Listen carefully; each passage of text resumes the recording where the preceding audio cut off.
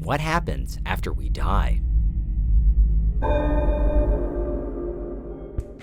For many, it's not a topic we often want to talk about, and looking deeper into the nuts and bolts of passing on is a difficult task. Yet it is a fact of life, an inescapable inevitability, and it has been a go-to subject for artists, writers, and musicians from all around the world for centuries. Death is arguably the greatest, most mysterious, and most unsettling of great unknowns. But is there anything about the physical, mental, and spiritual aspects of dying that can make understanding it just a little bit easier? This is Unveiled, and today we're answering the extraordinary question, what happens after we die? Are you a fiend for facts? Are you constantly curious? Then why not subscribe to Unveiled for more clips like this one, and ring the bell for more fascinating content. First, the gruesome part. What literally happens to our bodies after we've passed on? Well, most of the key processes begin almost immediately after our hearts stop beating and our brains cease to function.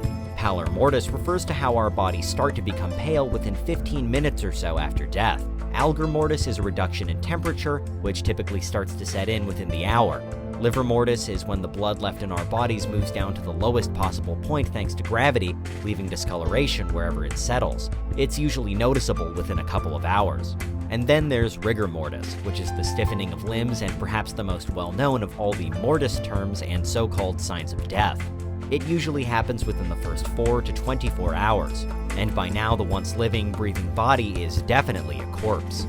Right about now, when the body's muscles are tense, various enzymes set to work decomposing human tissue, and eventually the muscles that were stiff through rigor mortis relax.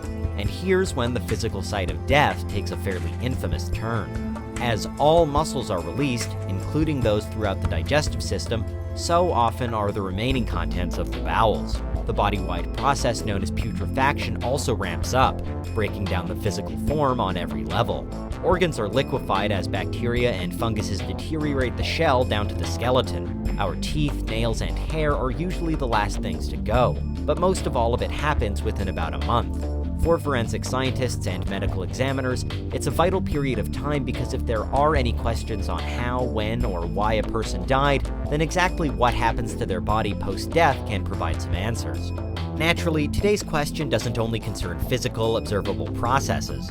There's also the brain to consider, and from a more spiritual perspective, our consciousness. When thinking about specific times of death, many consider the moment of brain death to be the key. This is when all signs of the brain working disappear, and when all electrical activity in the brain ends.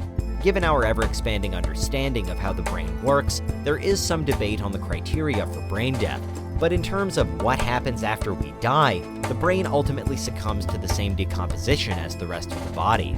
Ideas on when we die branch out further still, though, in part thanks to testimonials from people who have reportedly been brought back from the brink of death, undergoing what's commonly known as a near-death experience. Thanks to dramatization in the media, there are certain stereotypes for what an NDE might look like.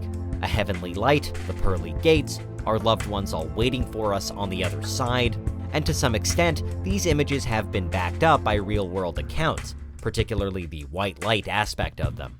It's also relatively common for people to recall an out-of-body experience, seeing themselves on the hospital operating table, for example, as well as a strong feeling of peace, as though all of their fears and anxieties had been lifted from them. Scientifically speaking, near-death experiences are a tricky concept. There's no evidence that they're the result of an actual visit to the afterlife, but there are theories that they're brought on by sudden changes in the brain, particularly in the temporal lobe and hippocampus, or that they're hallucinations triggered by a loss of oxygen. There are also psychological theories on NDEs, including that they happen because we're culturally conditioned to expect them to, and that the archetypal tunnel and light vision is in some way linked to the trauma of being born. Even the most convincing explanations struggle to explain instances when patients can recall seeing, hearing, or experiencing things that they couldn't possibly have known about, though.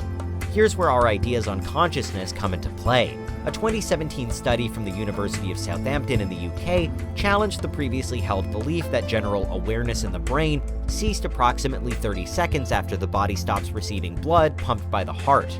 Instead, it suggested that there exists a window of up to 3 minutes during the cardiac stage of death, when we can still be somewhat aware of our surroundings, and perhaps all NDEs occur during this time before a patient is brought out of cardiac arrest and back to life.